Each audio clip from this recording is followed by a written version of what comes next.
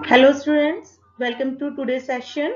Today's session it is related to our class 8 subject science. It is ninth chapter of our book and chapter is reproduction in animals. So here we start. So our ninth chapter it is reproduction in animals. So we know it very well, the processes regarding digestion, circulation, respiration, all these processes we have studied in the previous classes. These processes, they are essential for the survival of individual. We also learned about the processes like reproduction in plants also. So reproduction is very essential process for the continuation of species. Just imagine what happens if if no organism reproduce. Then what happens? Their species about to stop. So imagine we will realize that reproduction is very important process for the continuation of the similar kind of individual. Okay, generation after generation, for the continuation of the similar kind of individual, the process of reproduction is very important. So what reproduction is? It is one of the important life process which ensure the continuation of similar kind of individuals generation after generation. Okay, now we will talk about the modes of respiration. What we talk about? Modes of respiration. So when we talk about modes of respiration in class 7th also we have studied about modes.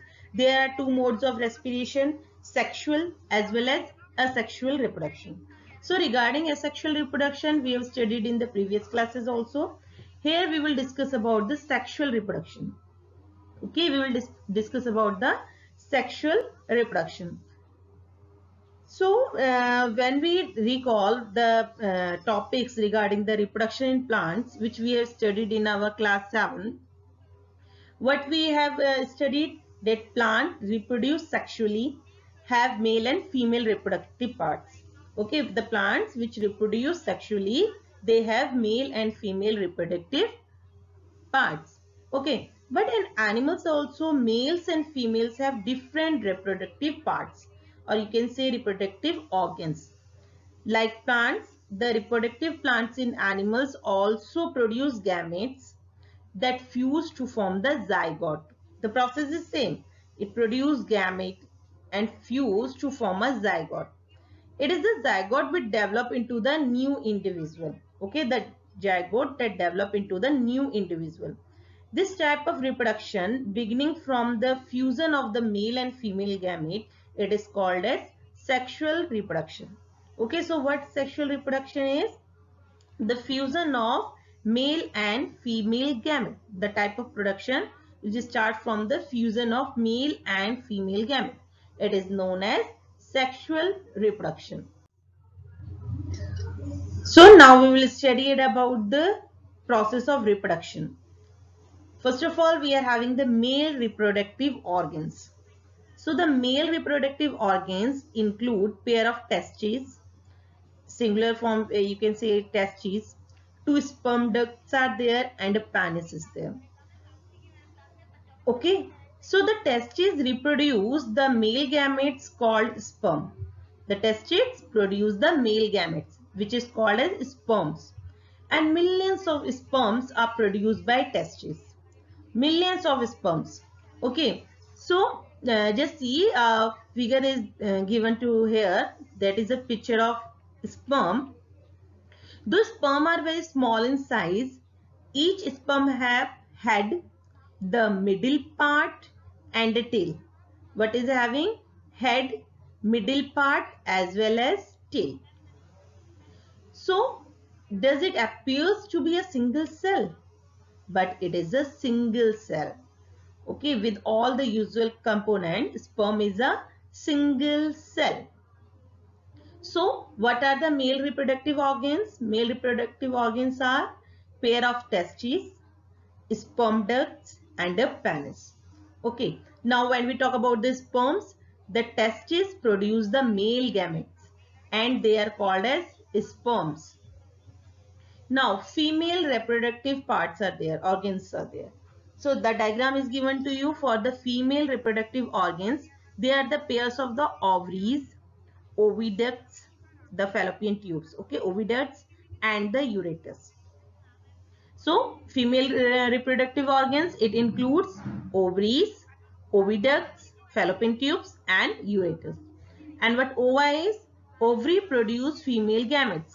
They are called as ova, that are called as egg. So it are called as eggs.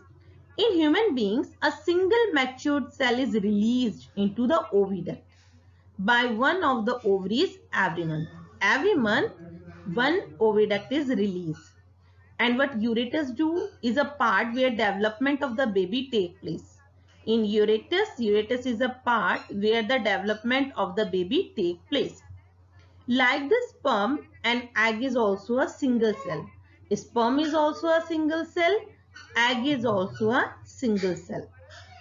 So what we summarize from it, that in human being, a single matured egg is released into the oviduct by one of the ovaries every month.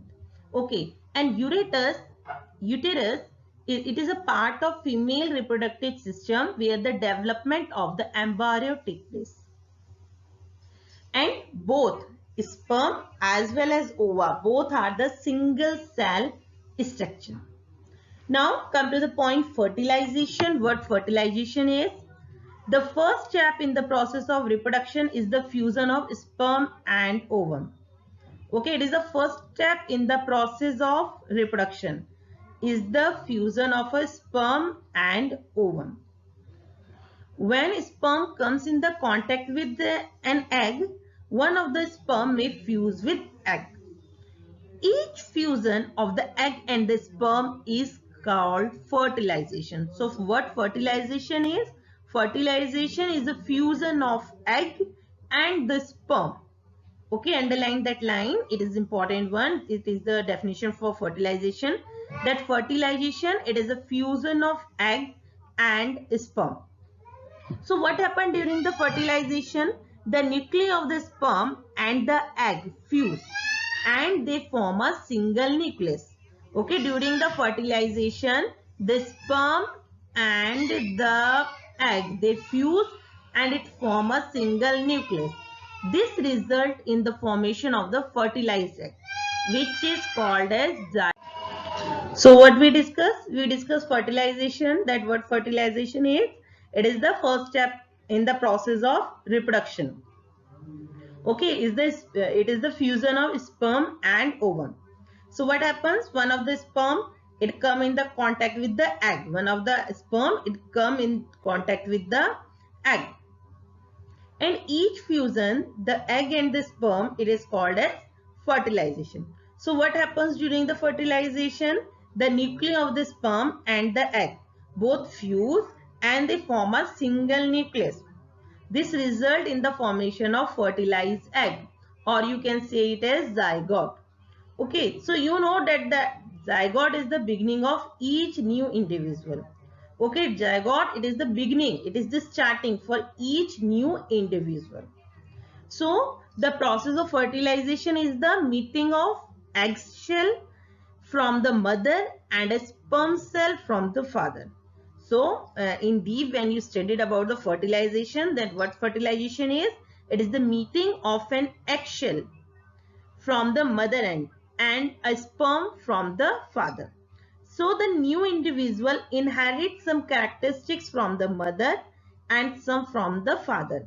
Okay, we studied in the previous chapter regarding genes, where it is there. So from the genes only, the new individual inherit characteristics. Some characteristics from mother and some characteristics from father.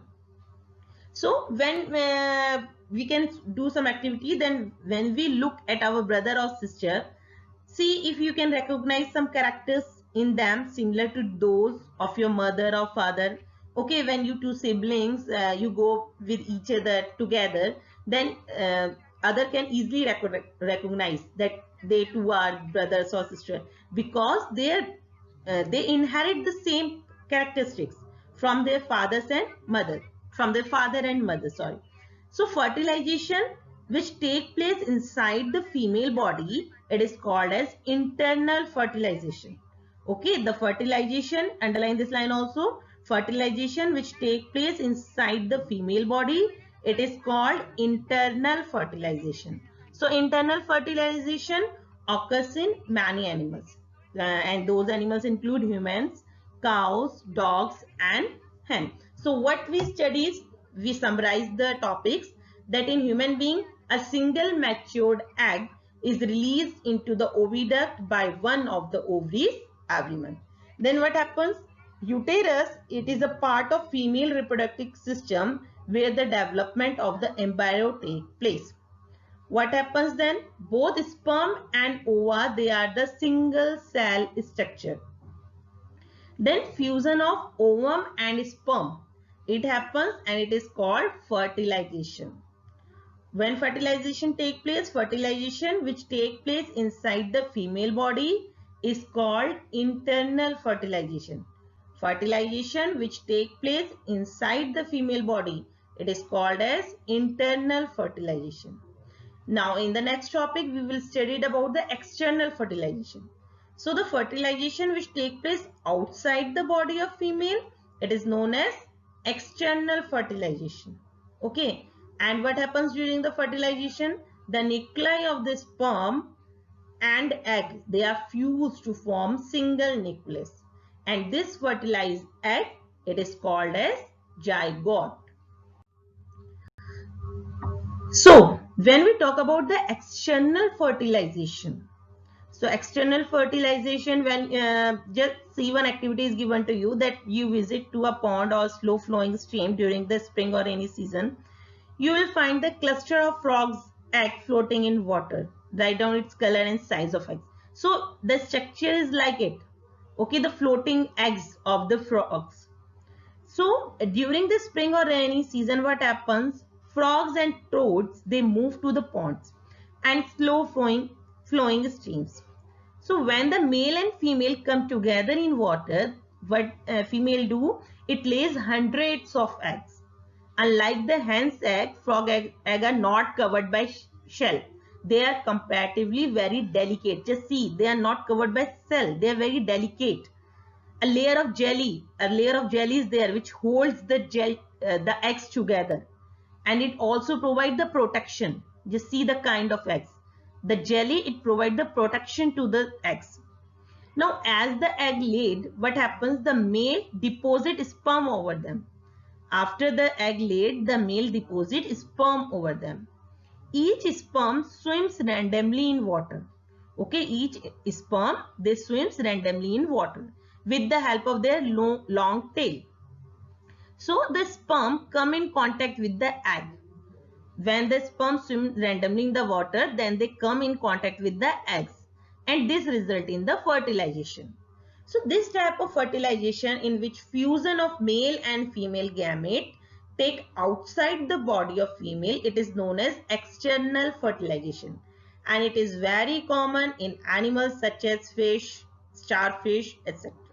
Okay, so the fertilization that occurs outside the body of organism is external fertilization. It is an important point. Then it is usually requires the water body. For successful fertilization, it requires the water body. And the sperm and the eggs are released in the external environment. In the external environment, they come in contact with each other. Okay, so with the external fertilization, one more thing is given to you here regarding the test tube babies. So what happens when some women whose oviducts are blocked, so those women, they are unable to bear babies because sperm cannot reach the egg for fertilization. In such case, what happens? The doctor, they collect the freshly released egg and sperms, and they keep them together for few hours for IVF. What is the full form for IVF? In vitro fertilization. In vitro fertilization means outside the body. Okay. In lab it is done, outside the body it is done.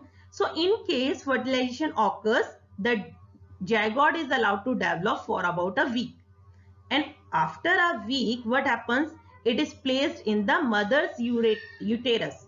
So complete development takes place in the uterus, and the baby is born like any other baby. Okay, the babies born through the technique are called test tube babies. The term is actually misleading. The babies cannot grow in the test tubes. The name is given that test tube babies, but babies cannot grow in test tube. What happens when after a week, when zygote is allowed to develop, after it is placed in the mother's uterus. Okay, and there it developed like a normal baby, like any another baby which born. So it is also an external fertilization which is used for the women's which are they are unable to bear the babies because their oviducts are blocked. Okay, so all these are related to the process fertilization.